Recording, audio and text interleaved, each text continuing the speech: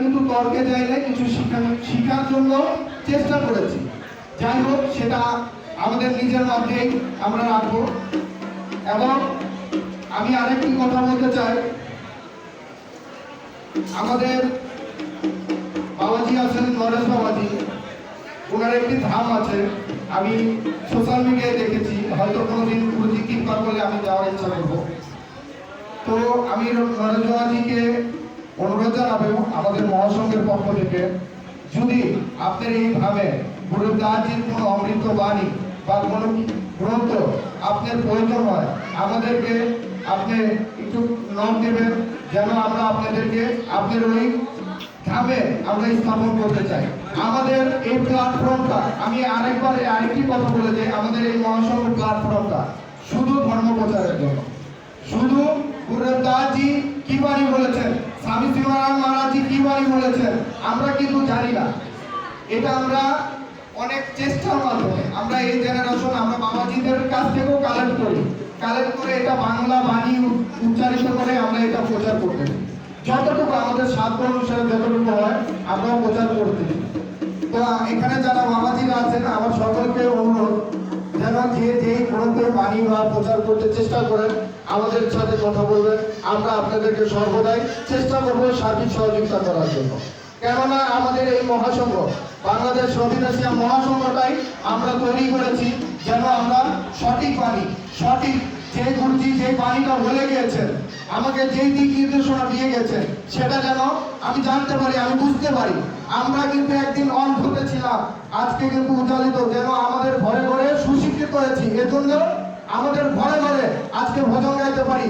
একটা সময় কিন্তু ঘরে ঘরে কেউ ভজন গাইতে পারতো না, এখন ঘরে ঘরে গেলেই অনেক ঘরে ঘরে কুরবান নাচও পাওয়া যায়। আগে ছিল? আগে কিন্তু ছিল না। অনেক ঘরে ঘরে এখন কুরবান নাচ কেন পাওয়া যায়? কেন পাওয়া যায়? কুরবান নাচ অনেকে বাংলা উচ্চারিত করেছে, বাংলায় করেছে, যার ফলে সেটা অনেকে বুঝতে পারেছে। এবং মন্ত্রালিটা আমাদের যে স্বামী শিবানন্দ মহারাজজি মন্ত্রালি দিয়ে গেছেন, সেই মন্ত্রালিটাও বাংলায় করা হয়েছে, যার কারণে সকলে ঘরে ঘরে বুঝতে পারে। দেখেন, ইসলামে একটি কথা বলে, ইসলাম বলে যদি নিজের বাবার জানাজা নিজে করতে পারে, সে জানাজায় তার বাবা সেই স্বর্গ লাভ করবে, সেটা কিন্তু ইসলামে বলে। ঠিক একইভাবে আমাদের গুরুপন্থী বলেন, বেদ বলেন, গীতা বলেন, ঠিক একইভাবে বলছে। শুধু বলে নাই যে এক বাবাজিও দিয়ে হবে, আরো উন্নতিও হবে, কিন্তু যদি আমার বাবার কাজটা আমি করতে পারি, সেটা কি কোনো ক্ষতি হবে? এজন্য আমাদের এই মহাসংঘটা আমরা যতটুকু সাধ্য অনুসারে চেষ্টা করি, আমাদের এই বাণীগুলো, এই গুরুজির যে বাণীগুলো, এটি বাংলায় উচ্চারিত করে আমরা ঘরে ঘরে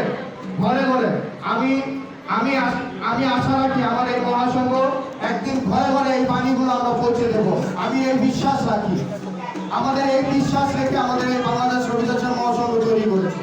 এবং তারই সাথে বলতে চাই, আমাদের আপনারা জানেন কিনা জানি না, আমাদের গুরু দাসজির মন্দির সর্বপ্রথম বাংলাদেশে যদি হয়ে থাকে সেটা হলো আমাদের ঢাকা ওয়ারিতে, এবং তারপরে যদি গুরু দাসজির মন্দির হয়ে থাকে সেটা রাজশাহীতে, এবং আমাদের গুরু দাসজির মূল ধাম হলো কাশী বেনারসে। তারই সাথে আমেরিকা হলো আমাদের সারা বিশ্বের একটি হেড অফ ডিপার্টমেন্ট, সেখানে আমাদের গুরু দাসজির ধাম আছে। এবং তারই সাথে ইতালিতে আমাদের গুরু দাসজির ধাম আছে, ইংল্যান্ডে ধাম আছে, আমাদের ধাম আছে পাঞ্জাবে, আমাদের ধাম আছে সৌদি আরব, কাতার, ইরাকে। এবং কিছুদিন হয়েছে আমাদের যে রবিদাস পন্থের বিশ্বমহান নিরঞ্জন দাস, তিনি কাতারে গুরু দাসজির ধাম উদ্বোধন করেছেন। আমরা আশা রাখি এই প্রত্যেকটা আমাদের বাংলাদেশে প্রত্যেকটা কোনায় কোনায় যেখানে যেখানে রবিদাস সম্প্রদায় আছে, সেখানে গুরু দাসজির একটা ধাম হবে।